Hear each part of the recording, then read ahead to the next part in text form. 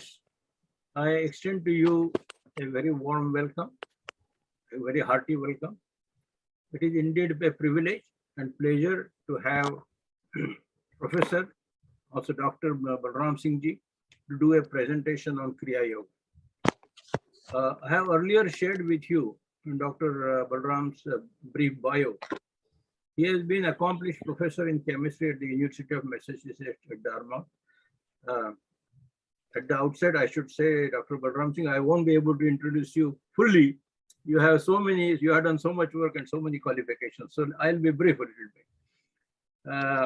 Dr. Balram ji has been teaching at the Institute of, he has been an accomplished professor in chemistry at the University of Massachusetts at Dartmouth. He has also been teaching at the Institute of Advanced Studies at Dartmouth. That institute is a leading institute for research, scholarship, and education in human health and self-reliance, besides planetary sustainability. He is president of that institute. Dr. Balram ji has also been visiting professor at Georgetown University, Harvard Medical School, Yangming University in Taiwan, and Jawaharlal Nehru University in New Delhi. Dr. Balram ji is a founding director of Botulinum Research Center, Center for Indic Studies, and the Prime Bio Incorporated, a biotechnology company, all located at Dartmouth. He is also connected with a few other institutions engaged in promoting science and education. Dr. Balram ji has been teaching yoga and Ayurvedic courses at JNU and Delhi University for the past 2 years. He has also been teaching science of yoga course at the University of Massachusetts.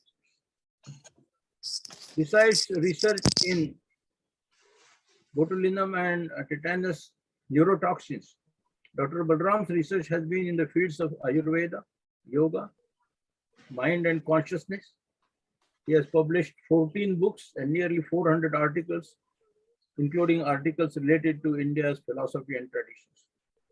I must thank Dr. Anil Bhate, formerly of the IIT Institute in Mumbai, and for introducing Dr. Balram Singh to this group to talk on Kriya Yoga. Kriya Yoga is one of the most critical elements of Yoga Sutras. It's superbly articulated and narrated by sage Patanjali some 2,000 years ago. While we'll soon listen to Dr. Balram ji in depth on Kriya Yoga, by way of introduction, it may be worthwhile to briefly note the structure of Patanjali Yoga Shastras, 195 in total. Most of you may be aware of that. So Shri Patanjali has divided these sutras into 4 chapters: the Samadhi Pada, Sadhana Pada, Vibhuti Pada, and Kaivalya. Samadhi Pada, that chapter 1, it begins with the statement Yoga Chitta Vritti Nirodha. This chapter explains what vrittis are, and such as avidya, asmita, raga, dvesha, abhinivesha, and focuses on making mind clear of the vrittis as a starting point of yoga. The idea is mind should become like a mirror, free of vrittis. Complete stoppage of vrittis, that is chitta vritti nirodha, is a path to attain samadhi. Complete stoppage of thinking also helps to reach samadhi, leading to consciousness absolute. So long as I sense prevails with reference to the object, that consciousness absolute, it is saprajnat samadhi. And when that I element is gone with reference to consciousness, it is asamprajnat samadhi. We don't have to go into details right now. Chapter 2, which is the subject of today's presentation, it talks about 3 niyamas and the first 5 steps of Ashtanga Yoga, or which is called Bhairanga Yoga: Yama, Niyama, Asana, Pranayama, and Pratyahara. The very first stotra of that chapter says, Tapas Swadhyaya Vishwara Pranidhanani Kriya Yoga. Tapa, self-discipline, and fortitude. These are the 3. Then Swadhyaya and self-study. And devotion to Ishvara, that is that is Ishvara Pranidhana, is the yoga of action, karma yoga. These three virtues help to reduce kleshas. So tapa, swadhyaya, and Ishvara Pranidhana. These are the three elements of Kriya Yoga, and Dr. Balram Singh will talk more about it. Chapter 3 deals with the last three stages of Ashtanga Yoga, Dharana, Dhyan, and Samadhi. These together are known as Sanyamas. And chapter 4 deals with Kaivalyapada, which for Kaivalyapada, it deals with the highest objective of yoga, that gaining different types of siddhis. This is perhaps the most difficult chapter to understand and work. Maybe one may need a guru to guide and practice. The Universe of Spirituality group earlier had a presentation on Samadhi Pada. Dr. Balramji, as I said, will talk about Sadhana Pada or Kriya Yoga. We will arrange self-standing lectures on Vibhuti Pada and Kaivalya Pada in due course. I think with this introduction, I request Dr. Balramji to take the floor and begin his presentation. Thank you. Thank you. Thank you very much, Ramesh Deshpandeji and Dr. Anil Bhatteji, who have been friends for a long time and discuss various things. This is I understand, is very august group of people who are very deeply interested and very knowledgeable.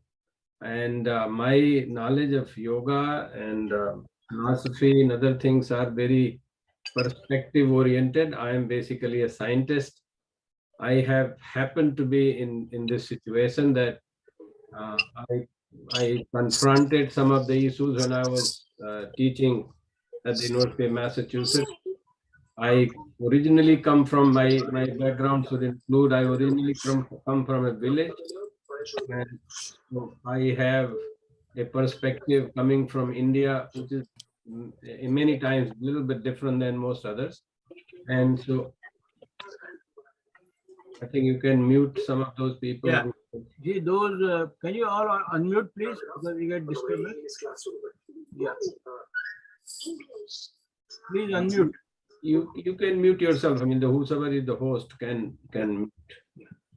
So anyway, I was just saying that my interactions and many times confrontations with situations has forced me to think about some of these things. So as a scientist, I've been looking at this. So my knowledge, even though you said that maybe I'm going to talk about the different chapters, Samadhi Pad, Kaivalya Pad, and others, I'm not going to really talking only about the text. I'm going to use those concepts, and that's how I taught and it's developed a course in science of Kriya Yoga, and that's how I address it. So I hope it will make sense. I hope it will not disappoint you if you're looking for very textual concept or consideration and discussion. I would be discussing the text, but it will be in some context. So I will be now sharing my slides, and then feel free to ask questions or interrupt me. I don't mind it at all. Or I think what you have in your plan is that I will have about an hour to discuss, and then you will have questions at the end. Is that the format? My understanding is correct? I take that as a yes. And so I'm going to share my slides. And the first slide, I hope it is visible to you. The first slide is just the title slide. There you go. So it's a Kriya Yoga. And I wouldn't go into history, but many of you probably know that this is Babaji and Lahari Mahasaya, Yukteswar Giri, and Paramhans Yoganand, and then many other followers of that have been promoting the concept of Kriya Yoga. And there is a self-realization fellowship, SRF, in California, that is more formal place if you're really interested in. There are people in Florida, there are people in Chicago, there are people who do Kriya Yoga and then practice. I happened to learn from somebody who came to the university here, and he had Kriya Yoga, and I had not even heard about it before that. I didn't believe in yoga. I had no idea, and actually was pretty much opposed to all that until 1999. So I learned this and Kriya Yoga from a person by the name of Yogi Satyam from Prayag. And so, and then I got so inspired by practicing it that I believed, and now I still believe, and I practice it. And so I normally start to be on the same page. If you don't mind, since you are all very sincere people, if you don't mind, I would say that we do 1 or 2 poses. If you can put your hand on back of your head and sit straight with your feet down if you're sitting on chair. And I would suggest that we feel our backbone behind our neck, behind our chest, behind our stomach, behind our abdomen, and the lowest part of our backbone. Those are the 5 areas. They happen to also match with the chakras: Muladhara, Swadhisthana, Manipur, Anahat, Visuddhi. So if you feel the 5 areas of your backbone, just feel which one you are feeling the most of the 5. Is the one behind your neck, the one behind your chest, the one behind your stomach, and the one behind your abdomen, or the lowest part of your backbone. And I would suggest slowly to bend your body to the left, slowly bend your body to the left, and monitor the changes in your perception of your backbone, those 5 areas or 5 chakras. And now we are in the left bent position, and then feel again, see which one we feel the most. The one behind our neck is called cervical, thoracic, the one behind chest, lumbar behind our stomach, sacral behind our abdomen, and coccygeal at the end. We slowly bring our body back. As we bring our body back, we feel the changes in those 5 areas. Our body is upright. We'll take one more turn to the right, bend our body to the right, and feel changes in those 5 areas. Yeah, you've seen that. In the chakra system, The advertisement that. they are known as from the top: Visuddhi, Yeah. Anahat, Manipur, Swadhisthana, and Muladhara. Those 5 chakras. I never taught you that. Feel them, their intensity. Which one is the most? And the next most. And the next most. And the next most. And the last one. I'm doing a little fast here because I want to talk more about it. Let's bring our body back slowly again, so that you can feel the 5 areas of your backbone and the changes that occur in them. They are in upright position. Feel the 5 areas again. I didn't see Pragananda Baba there. The one behind your neck or Yeah. cervical, the one behind your chest or thoracic, the one behind your stomach or lumbar region, and the one behind your abdomen, sacral region, and the coccygeal region at the bottom. Now bring your hands down. And I begin. Hopefully we have now been of the same mind of some kind, looking at our own body.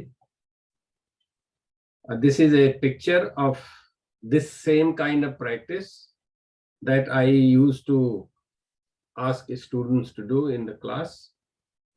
In the lower left corner, you can see actually I'm sitting in front of the class and practicing along with the students. was used to be very popular class. It was always used to overfill. And students still remember and sometimes call me about this.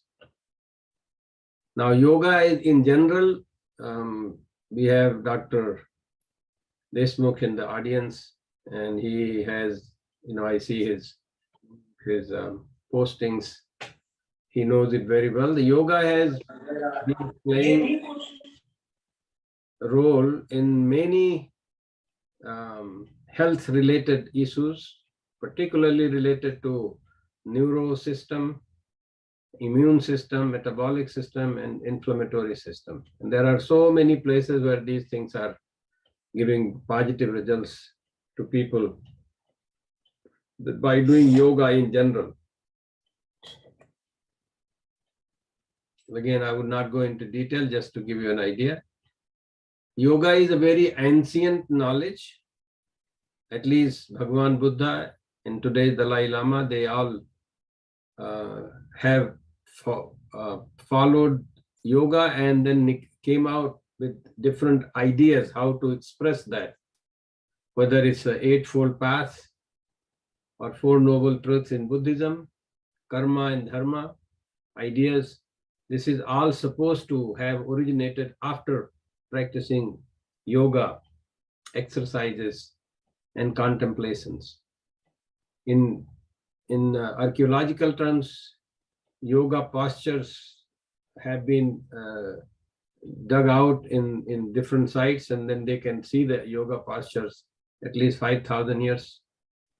Bhagwan Shiv is supposed to be the ultimate yogi, and he's always seen in his meditative posture, yogic posture. So this is a very ancient and very well recognized practice that has happened, that has been going on in India, probably everywhere else, but maybe not as much known. They may be doing in different names or calling it different traditions, but nevertheless, this kind of thing has been going on. Now, I want to bring it to the more scientific level as to where yoga fits in the knowledge system.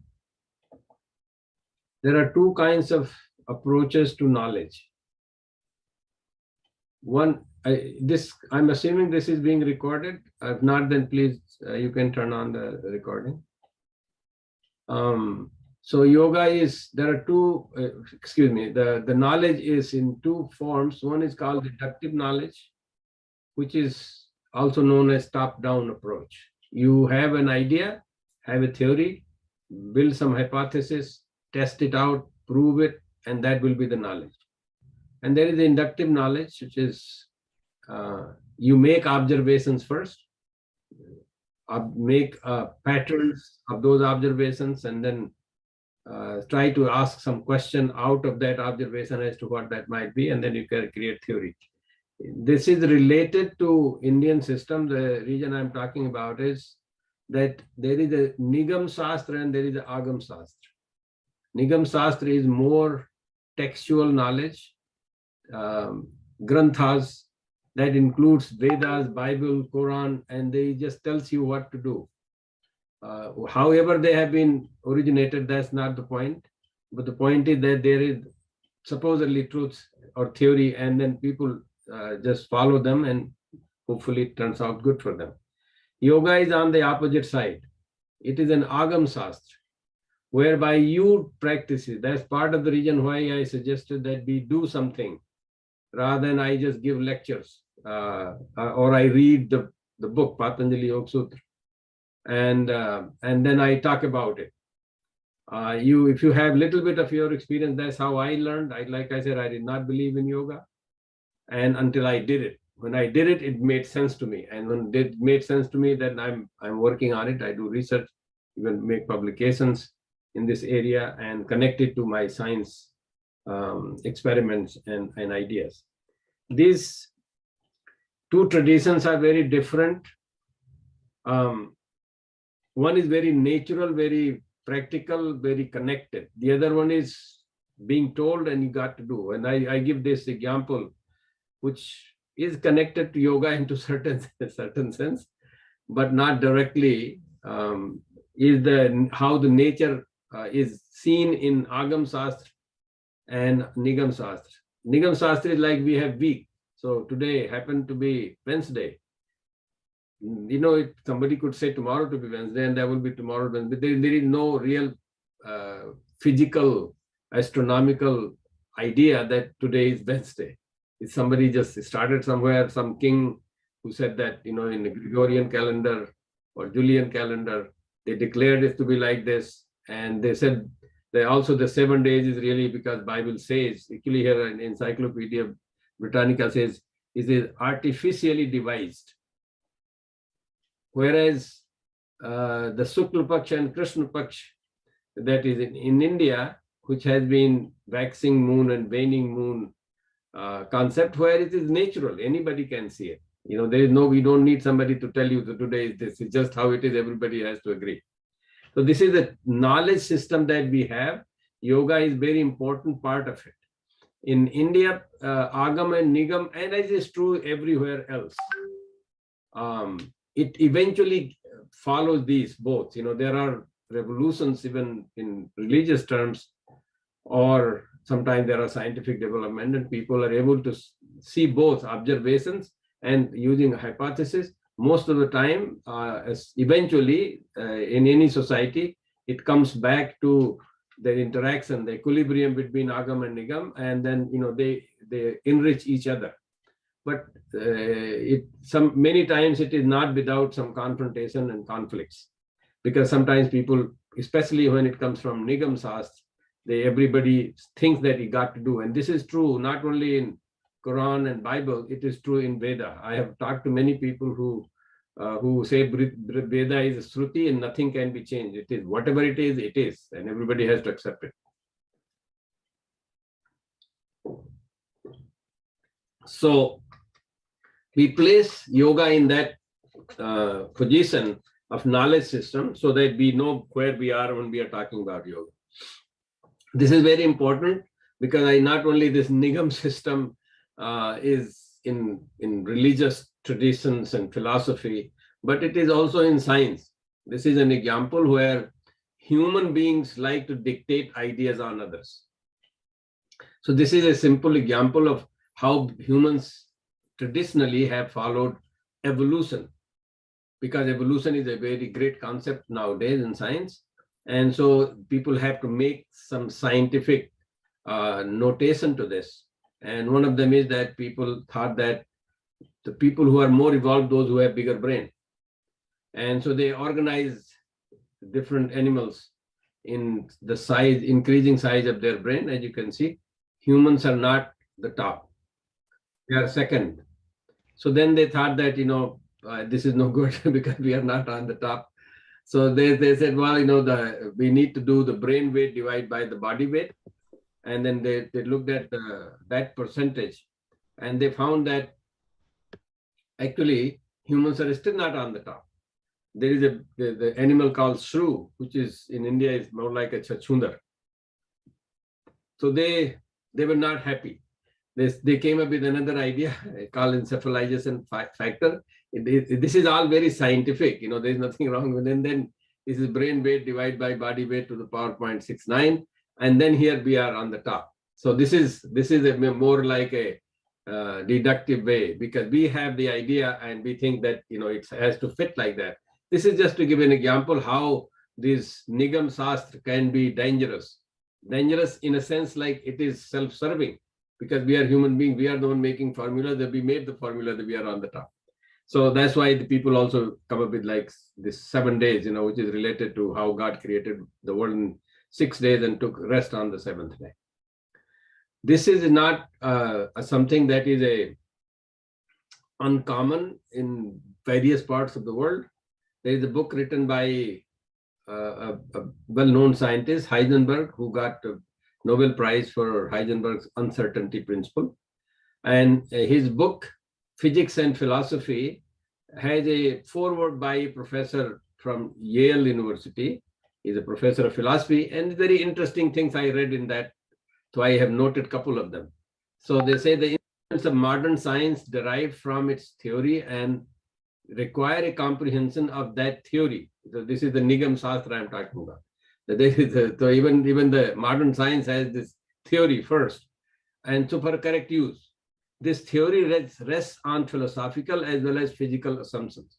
Now, I just gave you an example of the evolution and brain size, and this brain is a physical size, the measuring it. So this is how they develop science today. And then when comprehended, these philosophical assumptions generate a personal and social mentality and behavior quite different from at points incompatible with the family, caste, tribally centered mentality of native Asians, Middle Easterns, and African people. Of course, this is a European perspective.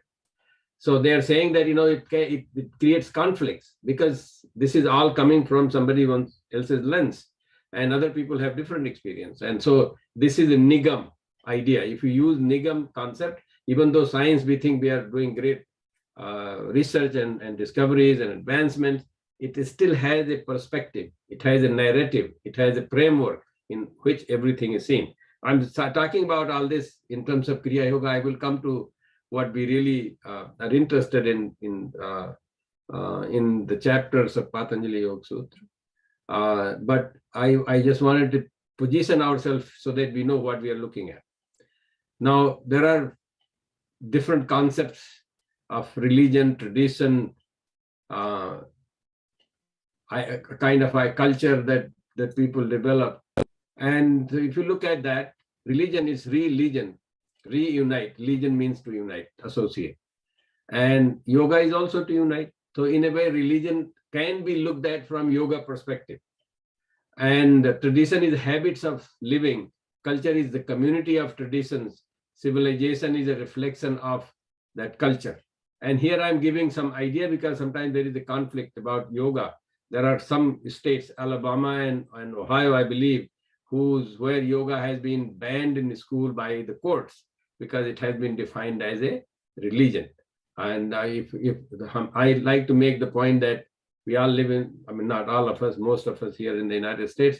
Also, for those of you who are in India might like to think about this, that there is a difference between what is religion and what is dharma. And particularly religion needs to be explained in terms of yoga for yoga to become more acceptable. And I had done this in my class, and I don't have time to talk about that, but I had very good positive results where students felt like that they were really even strengthening their religion if they were a religious type. It seems, it did work.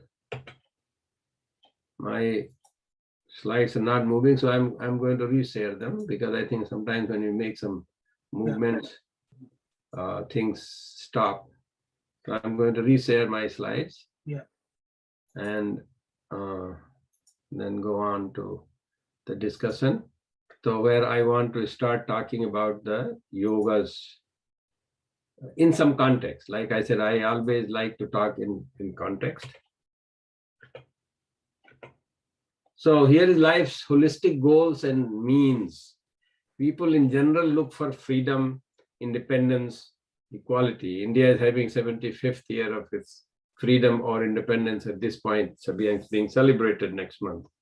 So how does that have anything to do with yoga? And here is yoga is the way, which is where I want to introduce the concept of yoga now that we have some backgrounds about how the knowledge is created, how the cultures affect, how the religions are related. So here we have these three very cardinal principles of life that people have, and then how the yoga fits in this. So yoga is a practice to learning. Astanga yoga is yoga chitta vritti nirodha, which is the second sutra of Patanjali's Yoga Sutra's first chapter. After Atha Yoga Anusasanam, they say yoga chitta vritti nirodha. I will talk a little bit more about that later, but it's basically in general, people think it is, all it means is that you need to still your mind. Chitta vritti can be loosely connected to mind. Chitta vritti actually is a chitta, which is a consciousness, There are people who can see, and like the Dr. Deshmukh is here, and he keeps studying and working and writing and some forwarding articles on consciousness.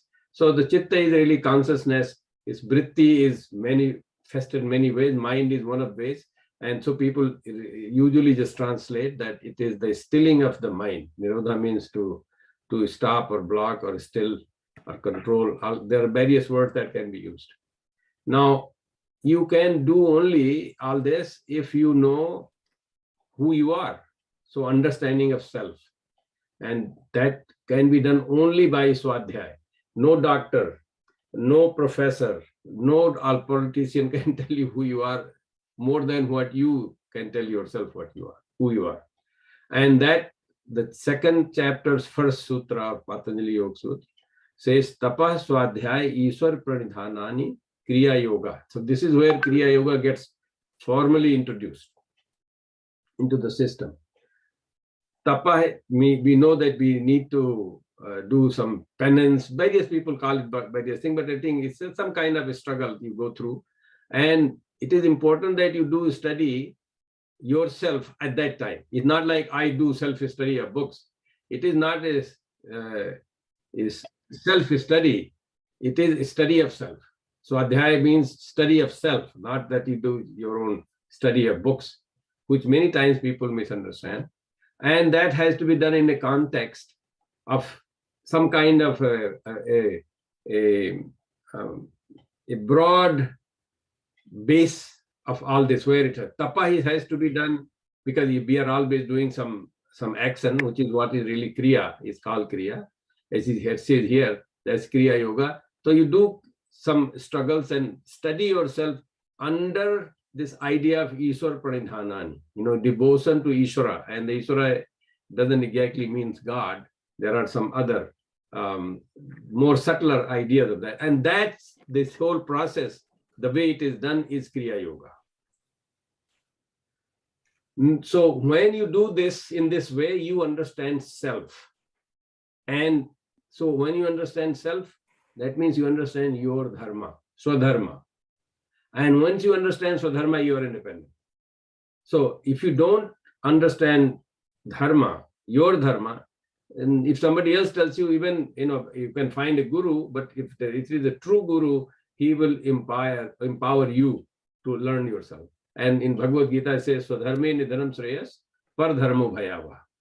If you, with your own dharma, even nidhanam means, if you die, your end, that is greater, because you will be more satisfied with that than if you follow somebody else's ideas, which is what happens most of the time in the world today. So you need to have an understanding of Swadharma. And then whatever you will do, karma, that will give you the freedom. Because you're not then attached, you're doing what you are. And what you are has to be understood with you doing this tapa swadhyaya Ishwar Pranidhanani with the understanding the yoga is chitta vritti nirodha. Chitta vritti nirodha is I define a little bit differently. Nirodha, many times people think stilling or stopping or controlling. But actually, in terms of physics, it's rodha. Rodha means resistance. Nirodha means no resistance. Now, normally, if there is no resistance, you are just flowing. I mean, the car moves only because there is a resistance. So when you're trying to move, there is a resistance. But when you're not moving at all, if you're trying to move in a slippery road, you have no control. Where will it go? But if you are not moving at all, it doesn't matter. So there is no resistance at all left. And that's what Nirodha is. Nirodha, which means there is no movement. There is nothing is going anywhere. And then you are established in yourself. When you establish in yourself, it's called swastha. To be in yourself. Swastha. And that's health. When you are, everybody is healthy. That's equality. Because you are equally in yourself. I'm equally in myself. And then we are all equal. Otherwise, I say, I want to be like you. I have to be given the same thing that you have, and you have to be given what somebody else has. It's just only conflicts. It's never going to be there. So this yoga is a means to run your life peacefully, with full satisfaction, or you may call it in ananda. It definitely in a very healthy way.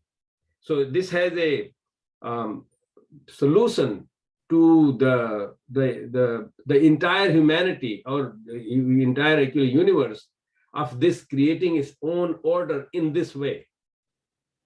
And I say this, I take sometimes issues with some of these, and I'm afraid that I define some of these things like Ishvara a little bit differently, and some people get upset.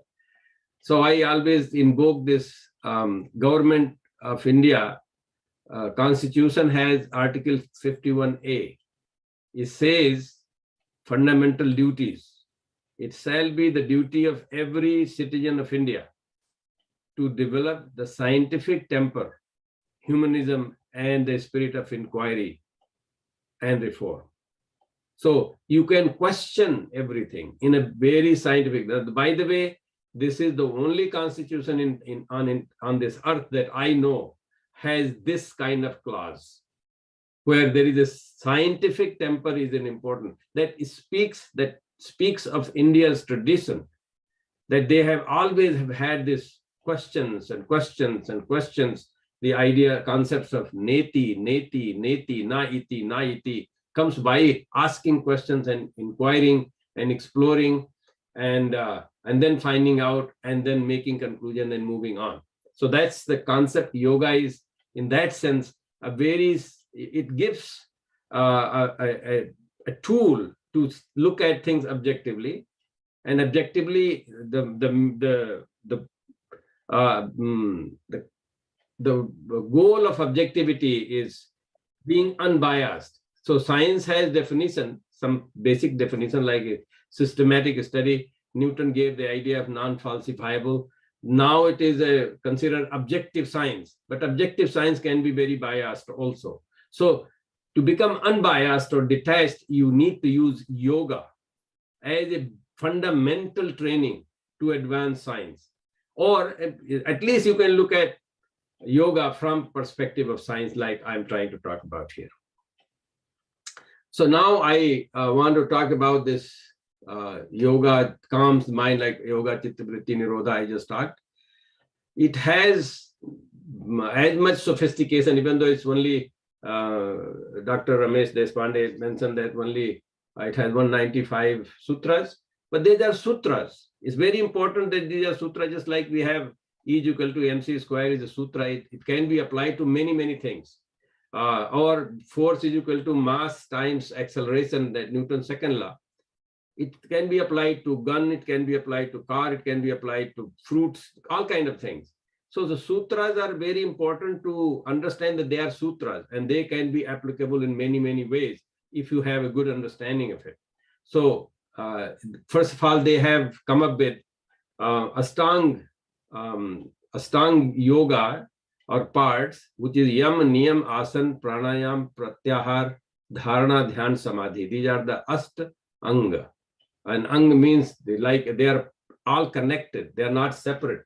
They do not need to be considered somehow separate. Although some people do only asana, some people do pranayam, some people do dhyan, meditation. This is very common. But it is important to see that this is all part of it. So if you get hold of Balram Singh's hand, that means you got hold of Balram Singh's head also. Now, Dr. Ramesh Deshpande had indicated that I will be talking about various aspects of Patanjali Yoga Sutras. So I'm going to talk about some, not that much detail. So here is the whole list. 8 limbs of Ashtanga Yoga that has yama, niyama, asan, pranayam, pratyahar, dharana, dhyan, samadhi, just like in the Patanjali Yoga Sutras, chapter 2, slok 29. But then each yama and niyama are very important. These are conceptual things. These are at a mental level. You need to think about them, and they need to understand a proper value of them, proper meaning of them. So yama is codes of restraint, abstinences, self-regulations.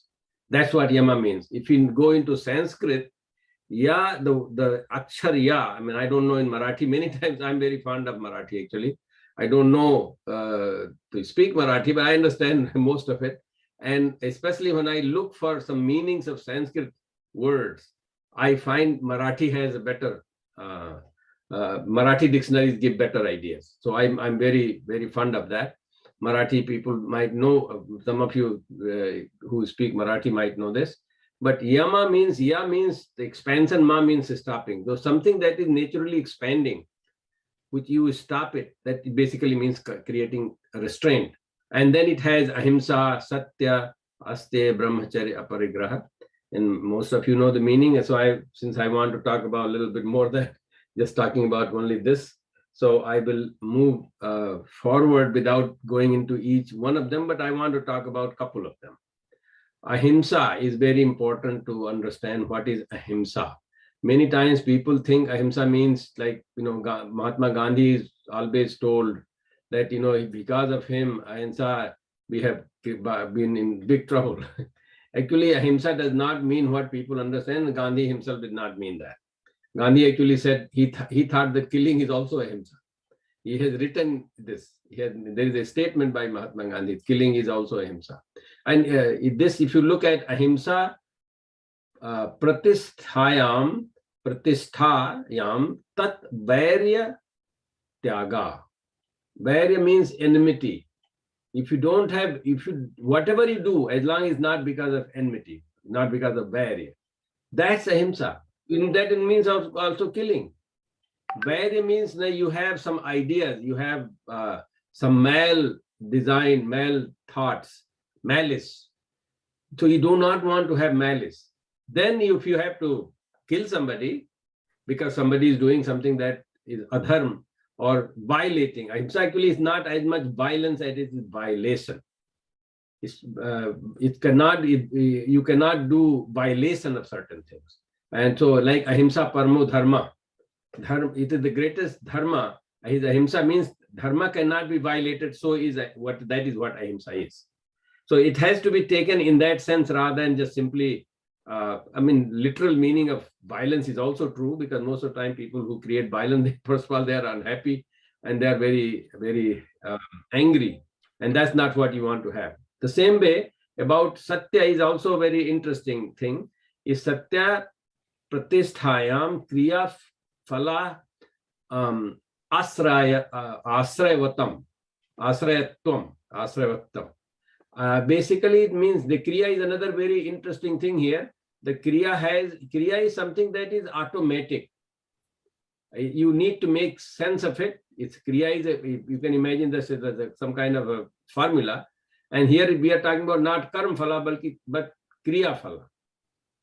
And so it says that satya is established when kriya phala is the asraya. So whatever you are going to do, what is happening, it will have its consequences. So it will be only kriya, based on kriya phala, the determining factor is going to be kriya, not what I want, what you want. And I have developed some good ideas about karma phala, which is different from kriya phala. Kriya phala is unpreventable. Karma phala is, you don't do karma, you wouldn't get any phala. But because there is a karma phala has a target. You want certain thing. Kriya phala is something that is happening and you're just going to observe it. Same way in the niyamas. Now niyama is another very interesting concept here. One has to see the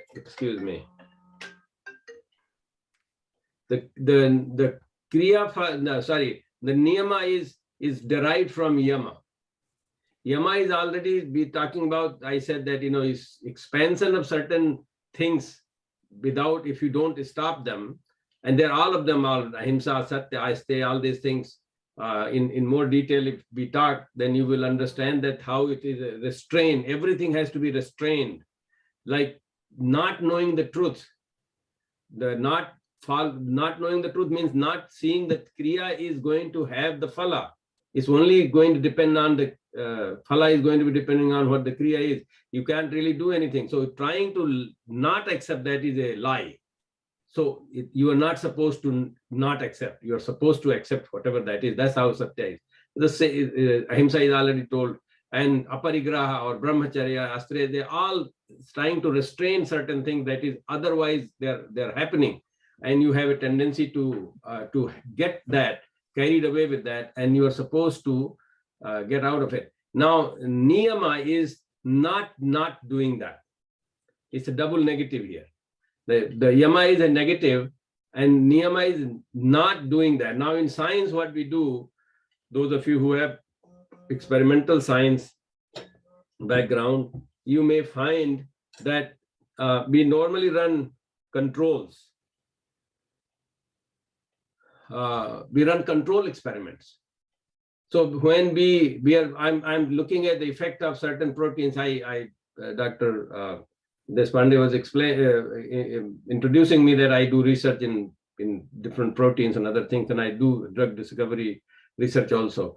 So if we want to look at that, then we have to make sure that we run a control. So if I want to see the effect of certain things, then I have to run about everything that has everything except that thing. So I have to make sure that I have a negative control to so that that does not happen if this is not there. So in this case is that when you have gotten rid of the things that you are not supposed to do, for example, you are not supposed to do hinsa, you're not supposed to lie, you're not supposed to steal, you're not supposed to waste your energy, creative energy by focusing on certain things too much, or you are not hoarding things. When you're not doing all that, then whatever else you are doing will be positive or will be helpful to you to understand. Positive here means will be helpful. So niyamas are there because if you are somehow you're angry, you are upset about some certain thing, you have enmity or malice, there is no way your mind is going to be clean. So then it is important to have clean mind. Manasa vacha karmana. You should have cleanliness. The same way you will not be satisfied if you have envy to somebody. You're always looking for something. So, but here idea that I want to emphasize is that niyama is coming as a double negative, which means once you got rid of the yamas, then whatever is left is how you then look at the world. And then it has swadhyaya also here, also it has tapa also, it has yusur parinidhana also it has. So from there, you can approach, this is the mindset one needs to create. This is the mental conditioning one has to get to with full understanding. Then when you're looking at asana, because this is the mental thing, the next two things are physical things. Asana is next, the physical. So you do different poses, different postures. What do we gain? We learn to physically unite our body and mind. Because there is the only purpose in this is that you learn how to unite things. Since we have a body and we are identified and recognized for having the body, then we have to use that situation to put ourselves into this learning of how to unite things, at least within self. So then we do different postures, and like I try to, give you a posture and told you to pay attention to your 5 areas of your backbone, which is related to spinal cord, which is, people like Dr. Deshmukh knows exactly, he's a neurologist, where different areas of your spinal cord and what kind of forces or processes are involved in those different kind of nerves. So that is the way of us learning, just like we learn in middle school or primary school mathematics. The same way is true. This is very preliminary thing to know. So we know from asanas about our sensory organs and our body and how to deal with them, how to hopefully eventually understand them. And then pranayama is a subtle form of exercise. Pranayam is the asanas get your nervous system activated. So, and nerves are not in every cell, they are in tissues, but the nerves are not in every cell. But when you do pranayam, pranayam has the air that goes, and it goes to your every cell of our body. And I have not experienced that, but I'm told that those people who are expert in pranayam, they can focus their energy, prana shakti, in different parts of their body. Because they have to be, I see Dr. Machwe saying that he has experienced that, which is nice. So pranayam is a very subtle way of getting to know ourselves physically. Something that is otherwise you are not knowing, but only you can know by air, because oxygen goes in every cell has about 1,000 mitochondria, and every mitochondria uses oxygen. So you are really getting into your subtle part of this gross body, but in a very subtle way. So those are the two ways to get to activate everything that you have. Every faculty of your body and mind is activated, completely activated. And if you do practice, those who do practice, it not only is good for their health and other things, but really, really they get to know themselves physically. So then what happens is very interesting. Pratyahar says that now that you have learned everything about yourself and you perfectly know about your body, now you give that up. It's just like you earn a lot of billions of dollars and then give up every penny of that. That's called real dhanam. You know, you're in a dhanam bhav only if you have money. If you don't have money, you say, I don't have any money, I'm biggest dhani. But that's not what dhan is. Dhan is like when you have earned so much and then you give it up. So the same thing is true here, that you have learned so much.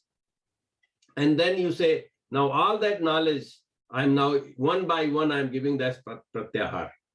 And then only you think about dharana. And then only your dharana is not something that you say, well, I'm going to do like this. No, your chitta becomes activated. The chitta label, when its sankalpa comes, it's automatic. And then your dhyan starts happening. So the dharana starts focusing on certain areas, certain aspects. And you can do that because now you're not distracted at all by all your sensory perceptions of yourself, because you have already given that up. So you go beyond sensory. That's when the chit, or in Sankhya philosophy, like you have ahankar or existence, you get to your own existence. You get to learn to yourself. And when you learn that what you are, then you find out, my understanding is, I have not really gotten there. My understanding, then you find out that you are all. And that's where samadhi is. So that's the concept. So we need to understand what we, for swadhyaya, what we do. Ishta devata samprayoga.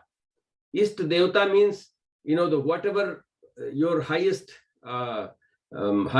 goal of perfection ideal might be, which, let's say you want to get to the level of Ishvara, then you need to at least start with some Ishta Devata, whatever your nature might be, interest might be. And then samprayoga means completely become communion with that. In physics and chemistry, it is called resonance. You create a resonance. You exist, but you resonate with others. And that's the perfect communion. Or when you are in communion with anybody, I mean, in Christianity, there's all communion with the God. They also had the same similar idea, but here is the methodology given without invoking God at all. Actually, Ishvara in here is very in chapter 1, verse 29, I believe, or 24, one of them, I can't remember exactly. It says, Klesah karma vipakasaya aparamrishta purus visesa Ishvara. Kles and karma vipakas means karma phal. The person who aparamrishta means who becomes beyond all that. It's not attached to that. Anybody who is detached or beyond kles means rag and dvesh. And karma phala means papa and punni. I take an example, Papa and Punya. So when you get beyond this, then that you get to this state of mind as a Purush.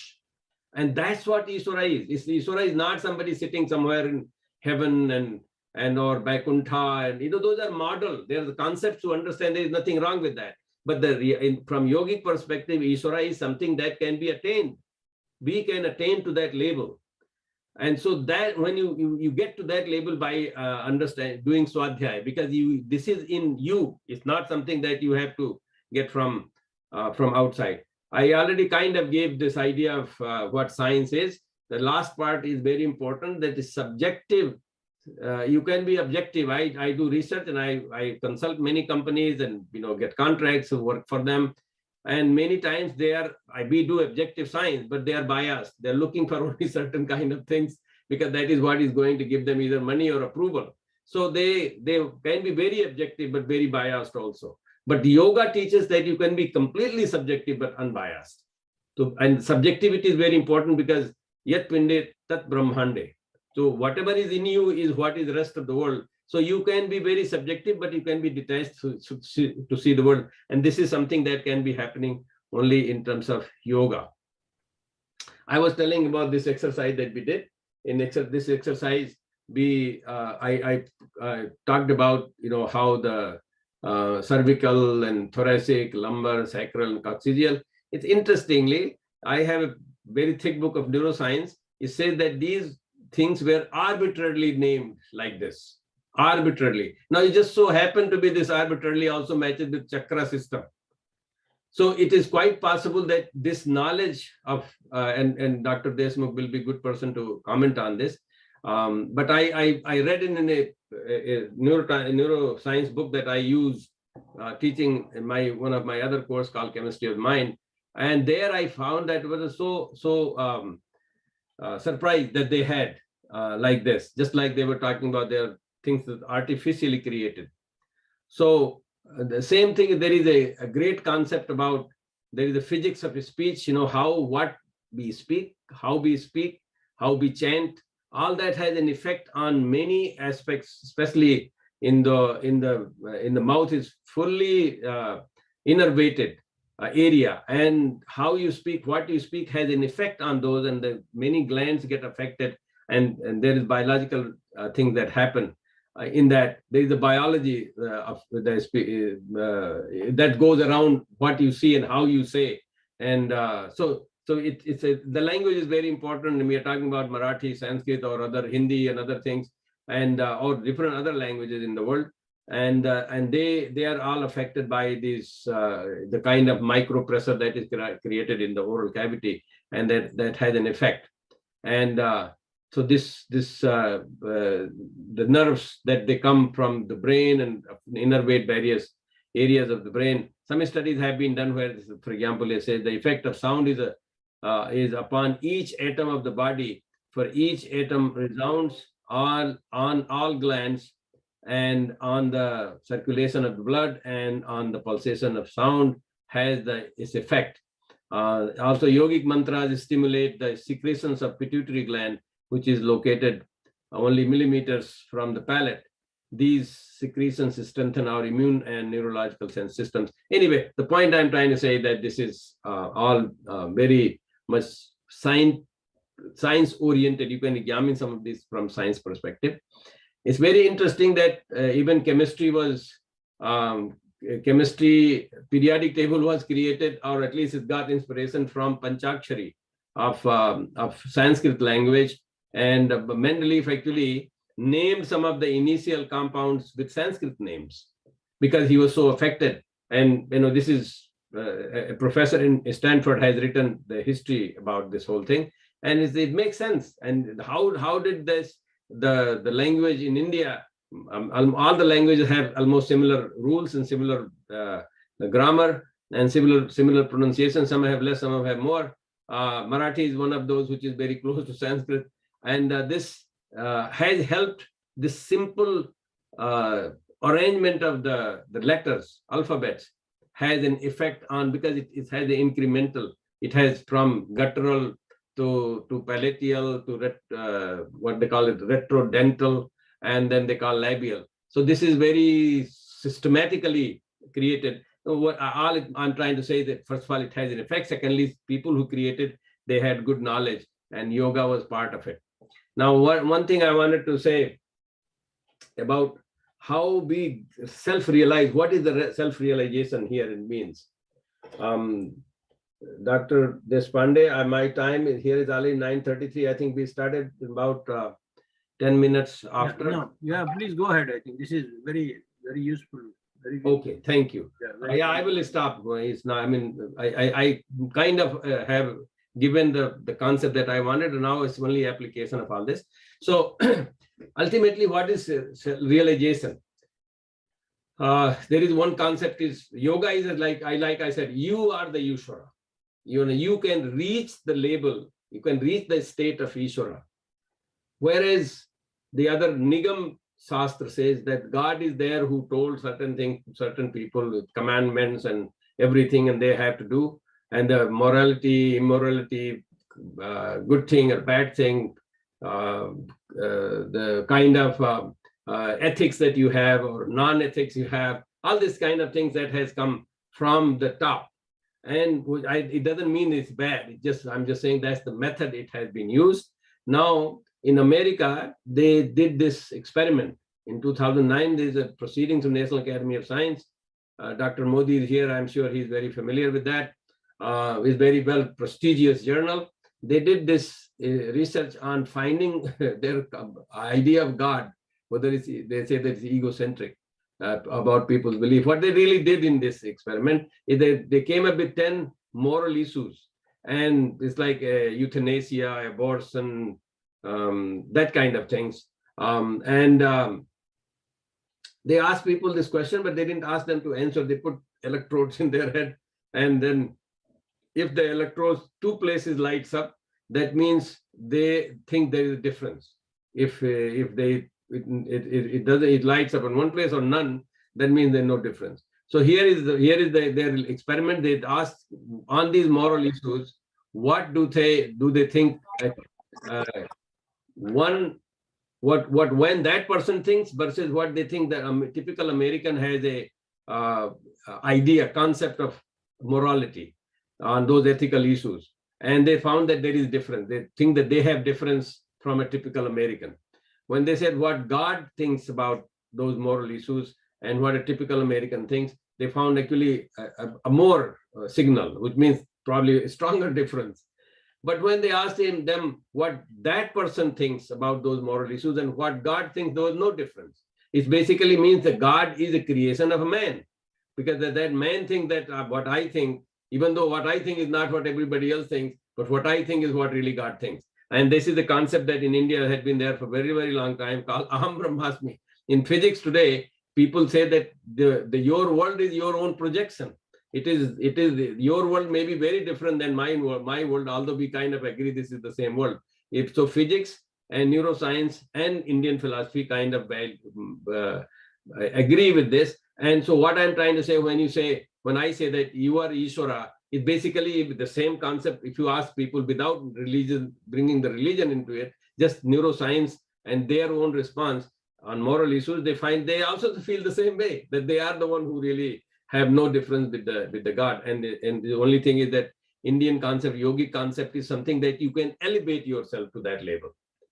So, and this is a concept from Upanishads where Atman and Brahman are the same. And this is actually, I took it from another physics Nobel Prize winner who has written a book called What is Life? And in that, he has really done quite a bit of this kind of analysis of Indian Vedic system and physics.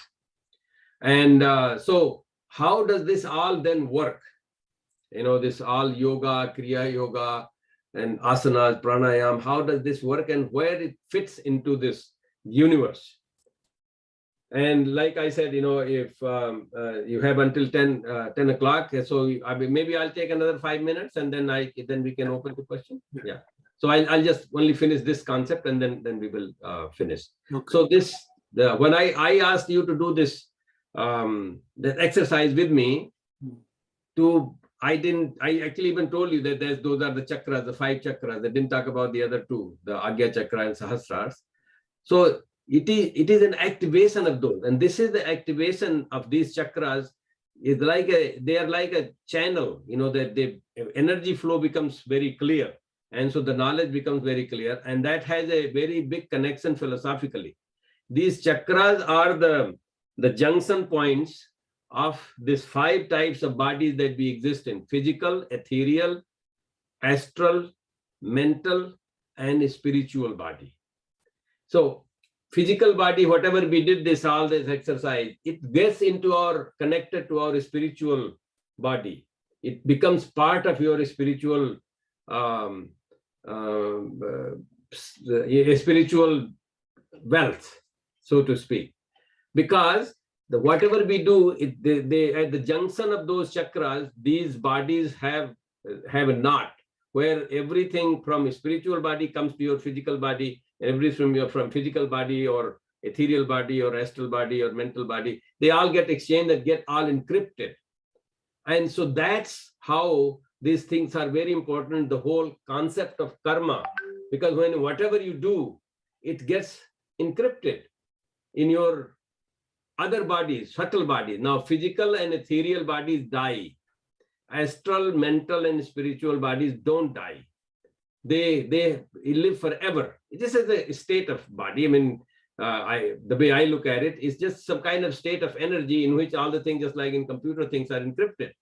And so when you get reborn, it's like a USB port gets connected again to you. And then now you have to deal with all the things that you have done. So what I'm saying, this yoga is not only this concept that is only related to health or knowledge, but it is the one which runs our life, be it whether we know it or we don't. Some of us have better ideas and we know it. Others continue to, getting hit here and there, and eventually figure it out, by suffering in the world. There's a, what if we call it suffering.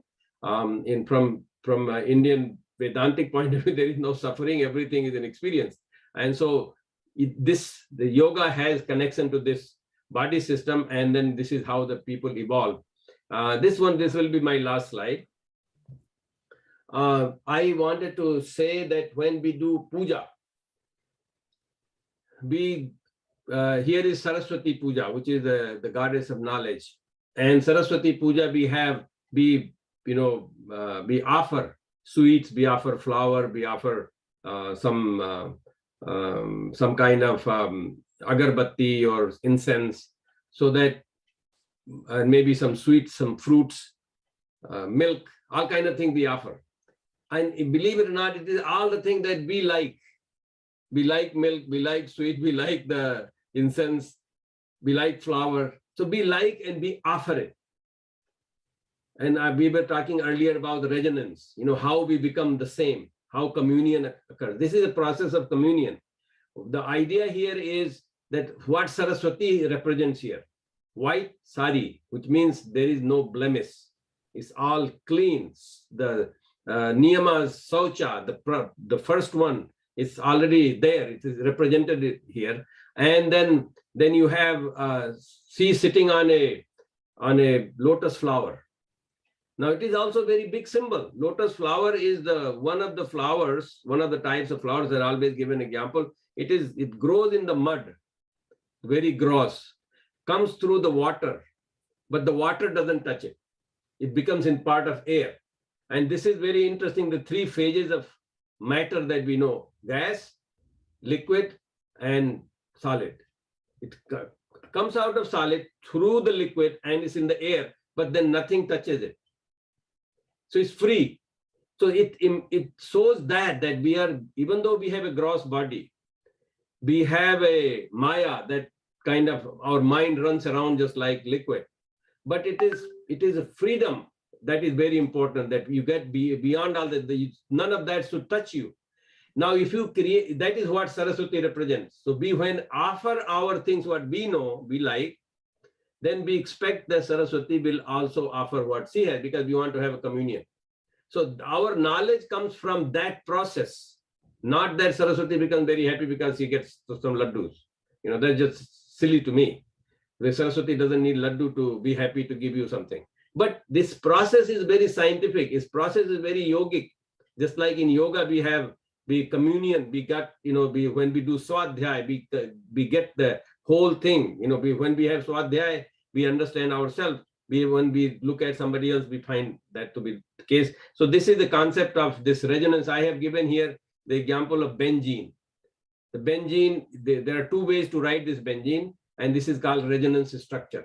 So whatever is in first is also in the second, even though they look different. Same idea is there for human being to do the worshipping in this way that I just told, that we offer and we expect that whatever she has, she will offer. So we become the same. And that's the concept of worshipping in India. So with this, I would stop here. I have a few more slides, but it's not really needed. The point I wanted to make, I have already made. Thank you very much again for listening to me. I will be so happy to answer questions or concerns or listening to your comments also. I would be happy to learn something more about these kind of things. Thank you so much again. Thank you, Dr. Balram Singh. Thank you. This has been very comprehensive, overview of yoga concepts, yoga philosophy. Excellent. I mean, it's not more useful than what we thought we will have it with this by focusing only on chapter 2 of Patanjali Yoga Sutra. So thank you for that. So any questions? Let me start with one simple question. They say pranayama is a body-mind relationship. You talked about pranayama, how it reaches to every cell and helps remove impurities in cells. And also it's based on thought process. So any comment that what kind of relationship, body-mind relationship you see in pranayama? Oh, I mean, from science point of view, we know that the energy is created with oxygen, and that oxygen connects because of that oxygen that gets into the different parts of our body and different cells, that we get oxygen energy because of that. Now, but the way you do different kind of prana. You do bhastrika. Yeah. You do all kind of, you do anulom vilom, for example. Yeah. So these are all practices that let you feel that you're getting it. Because asana is so obvious, but in pranayam, in the air, when you're breathing, you probably none of you probably have watched. Let me do just 1 minute exercise for you, all of you. Close your right nostril and breathe in through your left one. And then exhale from the right and inhale from the right and exhale from the left. I want to ask you, how many of you thought that your left nostril is easier to breathe in and breathe out? Can you raise your hand? That's okay, or raise your hand by raising on the screen, or those of you who are up. How many of you thought your right one was more smooth than the left one? One.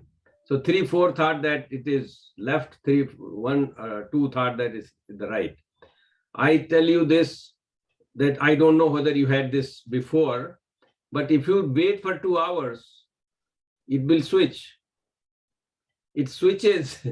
It switches back and forth, and this is a neuroscience. So your breathing, and actually there are exercises by which you can, by doing exercise, breathing exercise, you can switch them.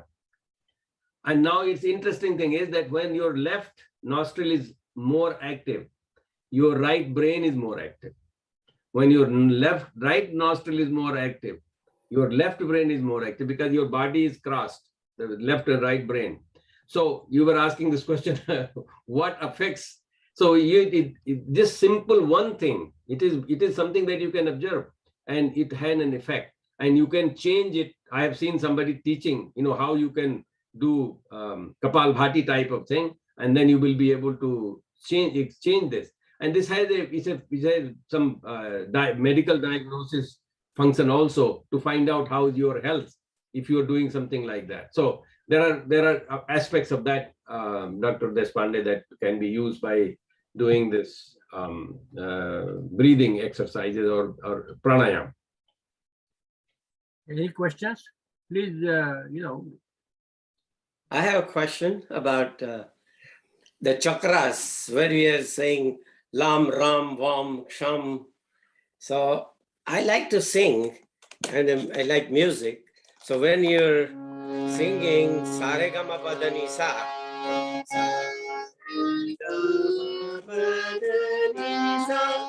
am I doing the same thing? That's basically, or is it different? I think there is a sound associated. I am not that familiar with this, the whole idea, but I know that there is a sound associated with each chakra. I'm not very sure whether Sare, Gama, Pa, Dha, Ni, Sa is in this series, but there's Lam, Sam, Hum, that kind of sound is there. So that sound does have an effect on it. I am not very familiar as to how that works. Okay, thank you. yeah. Bashanji, anything? नमस्कार या नमस्ते. First of all, Balram ji बहुत बढ़िया, बहुत अच्छा लगा. So just wanted to share in this whole context of Deshpande's question and this comment about the music. See, I mean, again, this is a comment. It's so beautifully intertwined that you talked about chakras and nadis. So Ida, Pingala, Sushumna are our three big nadis, and Ida is the Saraswati, is the cooling. Pingala is the Parvati, so it's the Surya Nadi. So Chandra Nadi, Surya Nadi. So Saraswati, Parvati, and then Lakshmi is the Sushumna, the middle one. And that's the balance. So the beauty of all of this is everything is intertwined. Unfortunately, when we give too much importance to intellect, we forget the experience. So just want to bring this back to, I'm so happy that you started with experience. And this is an experiential science, Agama, as you said. So again, I'm just grateful to you, as well as, so that's why when we do puja, it's no different than, again, it just comes back to the basics. And when we go back to the basics, life becomes so beautifully blissful. Just want to make that comment again and say thank you, Dhanyavad, Namaste. Thank you. Thank you very much. The only thing I will say in that is just like, we take example of a tree. And there are so many aspects of a tree. When we can talk about leaves, we can talk about branches, we can talk about roots, stems, and fruits. So it's the same way, the example, the symbolic thing that you're talking about, Lakshmi, Parvati, and Saraswati. There are various, they are like eternal symbols. And they fit in many places because they have those characteristics. And many times in the world, people get very upset, or those who have, like I said, the Nigam Shastris, they think that you are worshipping some deity, some stone, and this and that. And unfortunately, sometimes we also do that. We think that, we are just worshipping and we are going to get. No, this is the concept. It's very, very important that have that concept and have experience. So the Saraswati, Parvati, and Lakshmi, they are representing certain things. Just like I showed Benjin ring. If I made a hexagon and boats of lines and said somebody, oh, this is Benjin, they will be laughing at me. But we really have that to understand this thing, conceptually, to have a conceptual thing, which is like we are human being. We only understand in our language. Our language is that language of some kind of symbol. We have, you're looking at this symbol, my hands here. This is all symbol. I'm gesturing. So because it makes sense. It has a better, if I just said like whatever I wanted to say, but had my hand just to my body, it will not have the same sense as when I'm, animated about it. So then you get that idea, because this is all part of our evolution that we have evolved. So those things are very, very important, what you are saying. They fit on the Ila Pingla and Ida Pingla and Susumna, but they also fit in many other places. The Saraswati, just like I told you, the knowledge comes from those assumptions that, the sari, that you have to have the clean mind, clean body, clean thoughts. And then only you will get knowledge. That it's so obvious, and the yoga helps you to do that. So, it's all connected in that sense. Any more? Hello? Please come up with your question. Yeah, I'm Dr. Machue from Boston only. My friend Balram Singh has given very good discourse. It is full of science of yoga. I should say not only yoga, science of yoga. Now here we have an assembly of very intelligent people. One thing I want to just ask or propose that can this yoga be assimilated with that hypothetical thing that we call Atma? How the role of Atma, or is there any solid concept about Atma to correct these yoga things? Please. Yeah, Atma is it's a very important concept that you are talking about, Dr. Machwe. I'm going to very quickly, because there not seems like not too many questions. You are all very kind to me. Let me just put one slide, which I did not get to, obviously. And then you will see that, there's one science. Hopefully I'll get to that and it will not take that long. So you can just see how many slides. Oh, there it is. Here is a science created by yoga, from yogic science. I talked about science, which is like objective science. Here is a subjective but detached niskam bhav science. And where you see the world order has been created. This is true for not only human body. It is for entire universe the same way. So here you have Panchbhutas, then you have these Trigunas, everything has Trigunas. And then you have mind, everything has mind. I just said Chitta Vritti, I defined as a mind. So Chitta means consciousness, and everything has consciousness, Sir J.C. Bose showed it. And then here is the Atma. So the concept of Atma and Paramatma, sometimes people, when they confuse with soul, they get, they're not clear about it.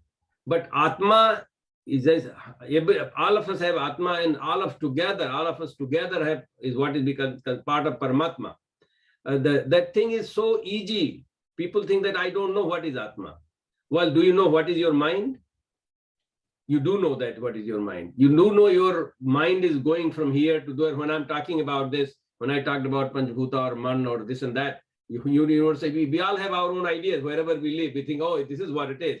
Well, that means you can monitor your mind, where your mind is going. You can get to your childhood, you can get to your school, you can get to your teacher, you get to your parents. Your mind can go. Who is the one who is telling you that your mind is going here and there? That's your Atma. So it is, I'm teaching a course. Students were stunned because they thought that Atma is something we cannot know. Atma is self, that's you. That's why it's called Atma, Atmiya, Atmaj. अध्यात्म सारी चीजों का जोड़ जो है that's related to Atma, and this is existing in us, and you can see it because you can monitor your mind. Your mind monitors your body and through senses. So anyway, that's my sense, because this is something that is testable. You can do research on it. Thank you. See, we missed it. Hello. So, Any more questions? No, I think then, hello. Govind Modi is there? He usually has some questions. Govind? No. Oh, you talked about Atma and Paramatma. How about individual energy and universal energy? That is your own consciousness, taking it to universal consciousness. How do we relate that, this idea? From science, and Ishvara Pranidhan is basically taking your own energy into universal energy, universal consciousness. Ishvara Pranidhan can be without puja, with it just for surrendering the whole. No, it doesn't have to have any of those rituals or even all the themes we talked about. Just surrender to God can be reaching. So what I'm trying to relate is, you said Atma at the self level, Atma at the universal level. Can we relate it to the consciousness concept of consciousness, the whole idea? Yeah, of course. According to Sangh philosophy, consciousness is like you have Panch Gyanendriya, Panch Karmendriya, Panch Tarmatra, Man, Buddhi, Chitta. Chitta is consciousness. Then is Ahankara. And then it is what you know as Mahat, which means, that's the next to the Brahma, where Mahat is where Atma can be considered as a point of junction. So from that perspective, when you look at that, yeah, everything has consciousness, but our existence is beyond consciousness, where the consciousness means I'm still aware of myself, I'm aware of you. But when you go beyond consciousness, actually some experiments have been done, very interesting experiment has been done, where people had bought, it was published in 2006, where people had to buy cars when they had only up to 4 features: color, engine size, seat color, whatever you want to call it. 4 features. They thought about all this thing very rationally. When it made 12 features of the car, it became subconscious. They just made gut feeling, like, okay, I want to buy this. So they published, it was published in Science. So what I'm saying is that consciousness is not the ultimate. Consciousness is a gateway to the ultimate, and where the Atma is beyond consciousness. So when we become the same, we are not, there is the word, I and you exist. When you say surrender to God, means it's not like we are disappearing. Our identity of the way we want to look at things, the way we like, we understand, that is gone, because we are not in this trading mode at all.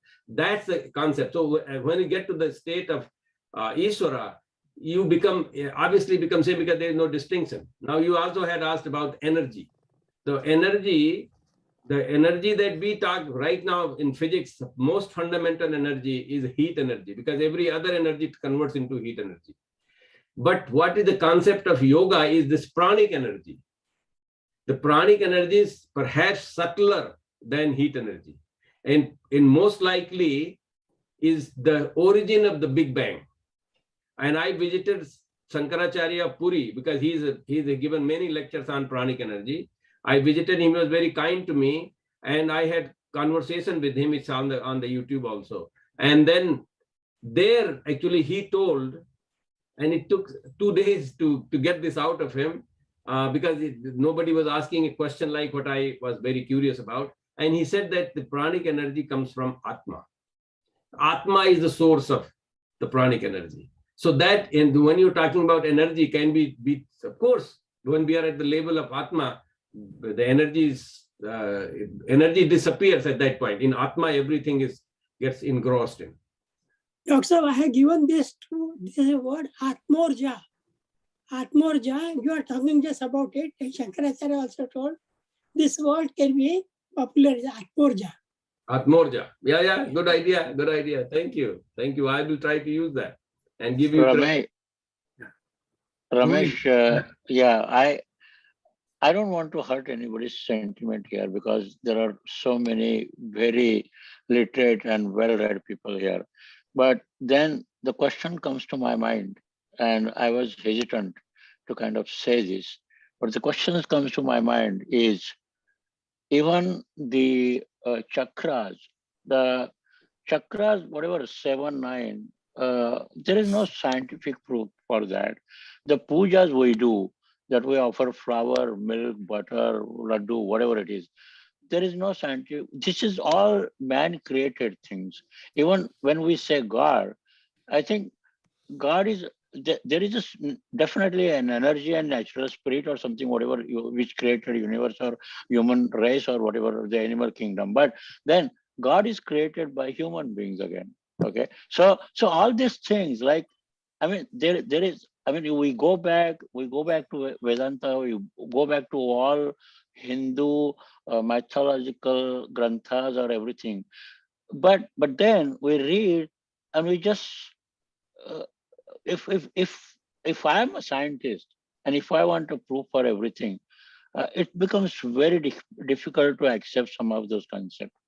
And it is okay, like to accept those concepts and go along that way. Okay, but then there is always a dilemma in mind, what to accept and what to not accept. And some people say that they have reached that stage where they could get out of their body and then come back to the body. And so again, I just would like Dr. Balaram to comment on some of these things, that believing into philosophically or mythologically or Hinduism versus the scientific proof.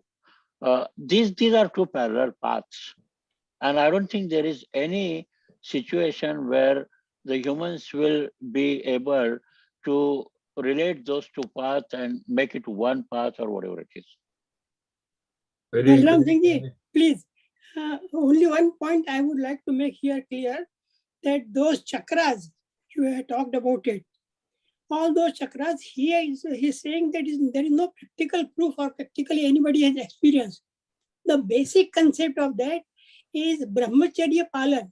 One who cannot pal, means this brahmacharya ka palan nahi karega, it is impossible for anybody. And show me anybody who has followed this brahmacharya. All our rishis were following brahmacharya, and they were in a position to go from one stage to the higher stage.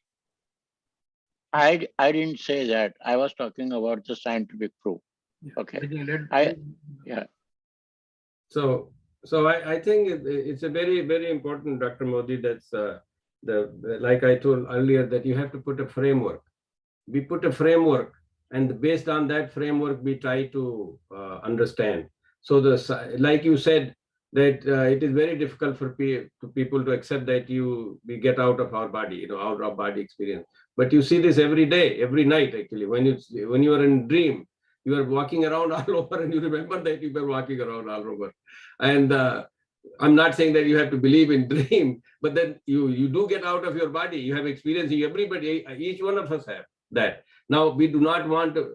I understand what you are saying is that those people who say that they're going to see something and come back and told us, I haven't seen either. But I tell you one thing. Once I was in 11th grade, and I was in a district town for. I used to stay there for a whole month and come once a month home. Once I had cerebral malaria, because in India malaria is very common. I was by myself, and I was really, really very sick, and there was nobody around because all the boys had gone home. Next day, my uncle saw them, and he said that my mother sent him to me, saying that my son is not feeling well. I have no idea how did she know.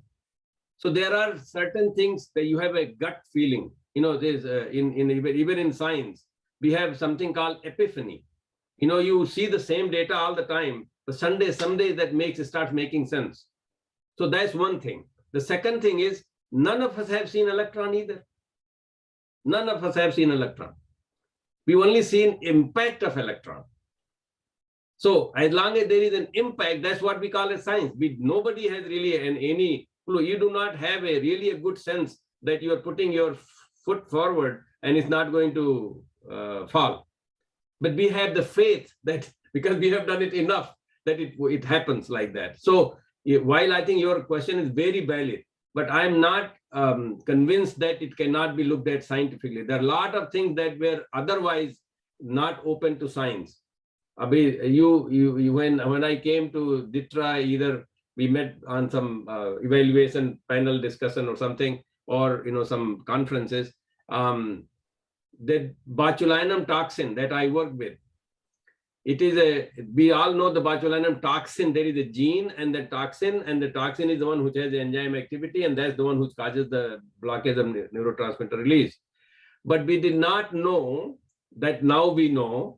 Even my lab has done some work that botulinum toxin, when it's surrounded by other proteins, behaves differently than when it is pure, isolated toxin. Now, what effects? Previously, I had written grant proposal, then people laughed at me. Why are you studying other proteins which are not important for this? The real toxin is the toxin.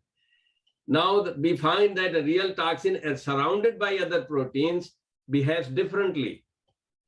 They have done psychological research and actually genetic research also, that if depending on who you are sitting with, who is surrounding you, it has an impact on your gene expression. So this whole universe, as you know, in physics, we have the concept of system and surrounding. System is something that we study, everything else is surrounding. And we don't know what is affecting us. I know in spectroscopy, I do circular dichromosome spectroscopy, where the proteins asymmetry is defined by the groups not related to protein at all. So there are so many other things there. I mean, I'm not saying that we have the answer to your question. No, we don't. But I wouldn't say that we would not have the answer to question, because there were certain things in my life which I thought that will never come out to be true, but it came out to be true later on. There were certain things which I thought absolutely true and then came out to be not true. Now, that is the beauty of science. I think I agree with you, though, that people just believe in certain things and they want to continue to believe, but that's not the tradition of India. I find that is not a tradition of India. Like I said, I went to Shankaracharya. I didn't tell you the whole story. First day, he kicked me out because somebody introduced me that this guy is a great scientist and da da da. I mean, he couldn't give a hoot about that. You know, he's a Shankaracharya. But then I was very polite to him. I didn't say anything. Then his office called me 10 o'clock in the night, saying that he wants to talk to me. The same guy who thought that, you know, this guy thinks about it coming from America and he's a scientist. But what really, the guy told me what really influenced the Shankaracharya is my politeness. I did not say anything. I was very humble. And I told him that, you know, I'm here to come here to learn something. And he was so impacted. So what I'm saying is this world is very twisty and turvy, you know. So I wouldn't say exactly that science will never have the meaning. I mean, now in hospitals, they have doctors who are advising people spiritually, mentally. Mental stress is cause of 80% hospitalization and doctor visits. 80%. This is CDC data. So now the mental thing, how do you address the mental thing? Like this. Now, if somebody does believe for whatever reason, my way of looking at God is a little bit different than what normally people do. But if somebody does believe in that gives mental peace. Well, that's a science because it works. People have, you know, been able to use all kind of these ideas, and then they are trying to develop theories. But there are clear evidences of people remembering their previous life. Clear evidence of people remembering. Publications have been there. How does that happen? We have no idea. So this theory of chakra system and this concept of panch sarira system is a model. Whether this is a true or not true for everybody, I don't know. May, you know, but that doesn't mean that it cannot be act as a good model. Rameshji, are we out of time? Because I don't want to take any. No, but very quick. Yeah, just quick. Somebody else wanted to talk also. Yeah, go ahead. No, I'll let others talk. Thank you. No, you go ahead. Yeah, quick. Yeah. No, I just want to say again, see, sometimes when we start talking about scientific data and we forget the bigger picture here. And if I may just share this one word, when we say stotra, what we are doing is stuti. Stuti is praise. There is gratitude involved. So the point of all of this is that unconditional love that we need to develop towards. So that's gratitude with which we go into the void, and that's the so-called, you know, that nothingness that Buddha talked about. So that is the state. It's the avastha that we need to get to. That comes through experience, not this analysis that becomes paralysis. So again, my point is we all have to experience this simple gratitude. And there's Joe Dispenza. If you don't know that name, please look it up. This is real science. The blood markers are being studied right now with the effect of meditation for a novice. So it's not about being an expert sitting in caves and in Himalayas. So my point is the science is there, data is there. We just don't know enough about it because we are not practicing enough. Enough said. Thank you. Namaste. Thank you. No, I think either somebody raising hand. No. Yes. Yeah. Okay. Hi. Namaste, Kaka. Namaste, Pradhanji. Yeah. So the question I had was, there's a lot of discussion about conscious mind and subconscious mind. And, you know, what I have learned for myself is sometimes you sleep over something and you discover the answer to very complex problems. Things become very clear. So it's not like, science has answers for everything, but this subconscious mind, is something we should learn. Everybody should learn because it gives a lot of clarity. So with the inner journey, also external journey in getting answers. So science is about getting an answer, right? Yeah. So how do we master, learning through conscious mind and subconscious mind? So there's a lot of discussion on this through yoga. So my understanding is for anything we have to do that. For when we were little, to be able to write A, B, C, D, it was a lot of effort, and only by doing we were able to do it. So same way, even in science, I just talked to Dr. Modi. He knows I work with botulinum toxin, and by working only, I could come up with ideas. Botulinum toxin is the most toxic substance in this world. It is 100 billion times more toxic than cyanide. It is 5 million times more toxic than snake poison. And actually, my lab was completely free of theft. Nobody ever stole anything from my lab because nobody will ever go there. People think that it will eat them. But Yes. the same toxin, which otherwise people still do not want to go near, it's a biothreat agent.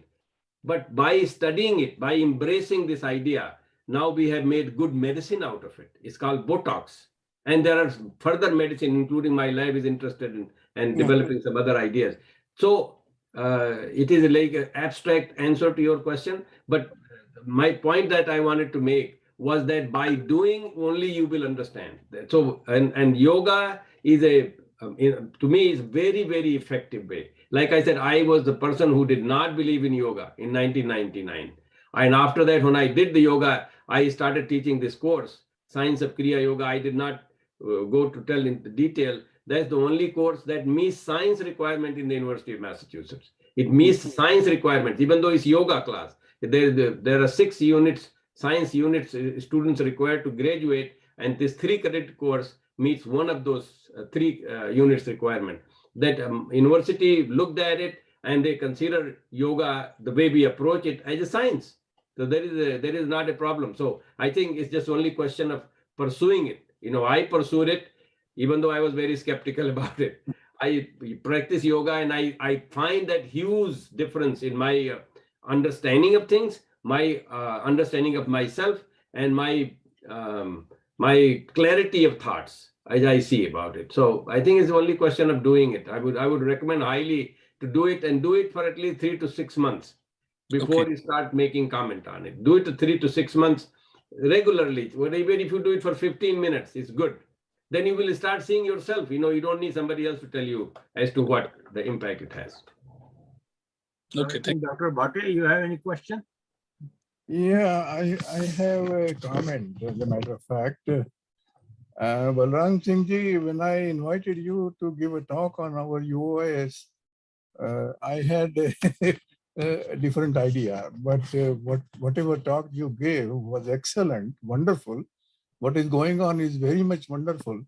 But now I feel you need to come to UOS once again and give one more talk, because even though your talk was very wonderful, you talked only about Ashtanga Yoga. And the specific details of Kriya Yoga, you didn't mention anything about them. I mean, what are the Kriyas, how they happen, etc., etc. So there is a whole lot which still remains to be talked about. I thought your talk is going to be on Kriya Yoga. No, Dr. Bhate, he covered. Kriya Yoga is... No, sir. No. Ramesh, please. You don't know what is Kriya Yoga, so please don't make any comment. I mean, I'm going by a definition by Patanjali Yoga Shastra. No, there are specific things. No, there are siddhis. Totally different ball game in Kriya Yoga. Yeah, that is another chapter. That is yes, correct. That is Vibhuti Pada, and then Kaivalya Pada has all siddhis.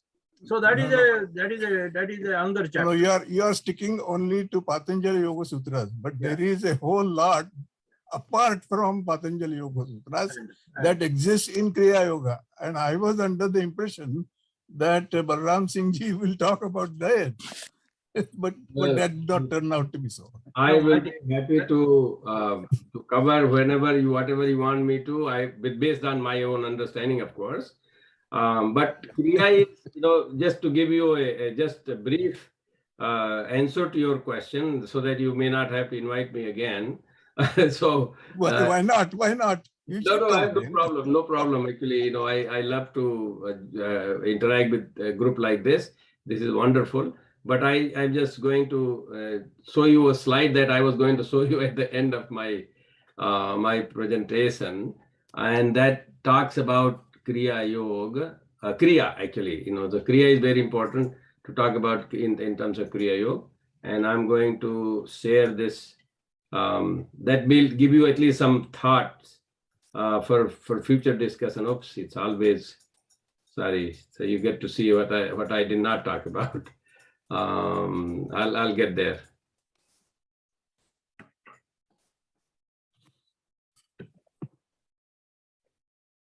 This is one slide I wanted to show you. So here is everything starts Kriya. Kriya is something that happens. You don't do it. You only pay attention to it, and you learn from it. This is something that is continuously from Nasadya Sukta of Rig Veda. It says there was nothing at one time, and then it has the whatever that supreme power you might call supreme energy or consciousness.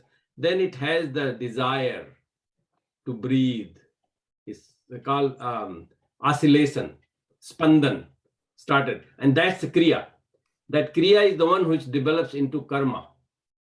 Karma, that is the destiny or goal. That creates all these other karma phala, dravya, psychology, politics, all these things that we are talking about today, science and everything else. Then, then that is the one when you do yajna of all that. You do yajna, it means, you finish them all. Finish them all doesn't mean that you really eliminate them. You give them up, like I said, pratyahar, you just give everything yajna. And yajna means all the thing turns into gyan through the meditation process. Oops, I keep hitting. And then you get to the yoga, you're on top of the whole universe. I mean, this is just talking about world. And that is what I think is what you are. And you are, I made it very gray. You are not visible. Kriya is visible. Karma is your goal. All other things appear. And then only when they appear, only so that you can disappear them by understanding everything. Whether it's even suffering is a Kriya.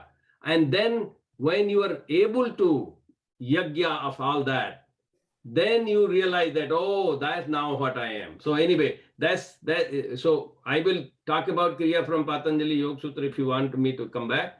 But like I said, my discussion is always going to be relevant to something, not just theoretical. What that is. Yes, that's what I meant, that this demands another lecture, because Kriya Yoga, as Babaji and Lahiri Mahashaya and all that, and Yogananda's book on autobiography of a yogi, etc., the Kriya Yoga that is implied in all that is still another ball game, which is still remaining.